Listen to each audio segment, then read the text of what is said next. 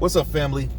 I want to speak to you about a problem that you may feel you have, and that is there's not enough. You don't have a scarcity problem. You don't have a problem where there may not be enough resources or people or food and water or enough shelter, enough provision. I mean, most industries operate on this line. And that is, hey, we got to raise the price of oil because we may go to war and we won't have enough oil. Man, let me tell you something. Have you noticed that you always find oil in new countries and new places?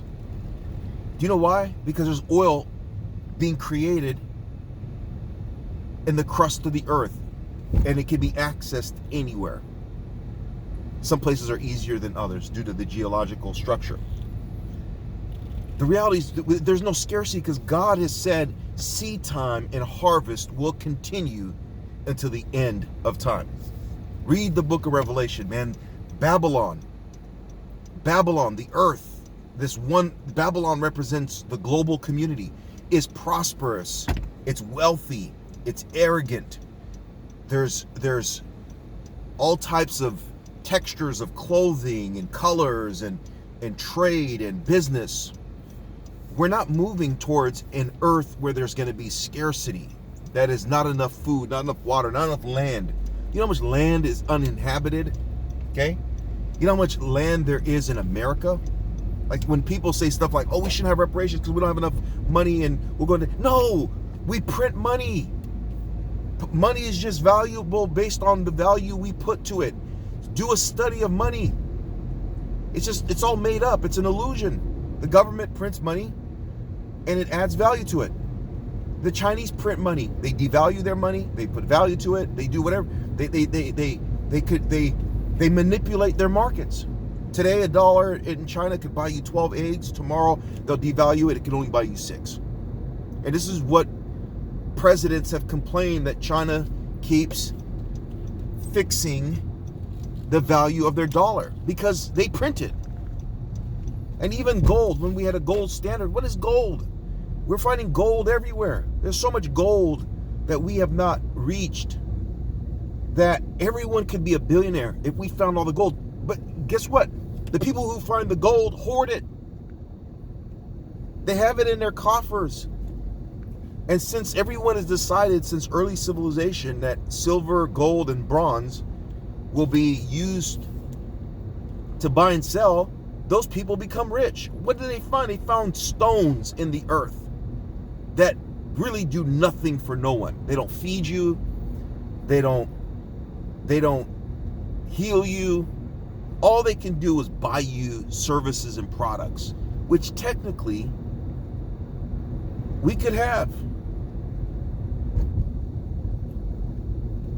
And reality is capitalism motivates people to get more money so that they can have access to more things. But here's the reality. There is no scarcity. Okay? Governments decide how much money they're going to print. They loan money to other people. They expect their money back. They say, oh, we're in debt. Oh, we have surplus. But what does it all represent? Money represents assets, commodities, labor, which is never ending. Human beings will continue to give birth to human beings who will produce labor. Trees will give birth to new trees. One tree can produce 1,000 trees with all of its seeds and abilities.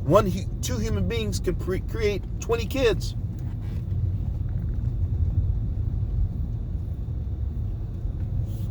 Now suddenly China has a crisis with not enough children. Yeah, because they try to control the birth rate. There's enough food and resources in China for them to multiply.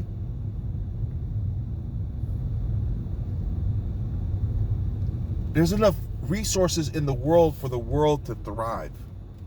We cannot outpace God. So here's my point. Don't worry. Jesus said in the Sermon on the Mount, do not worry about food and clothing. This is what the pagans do.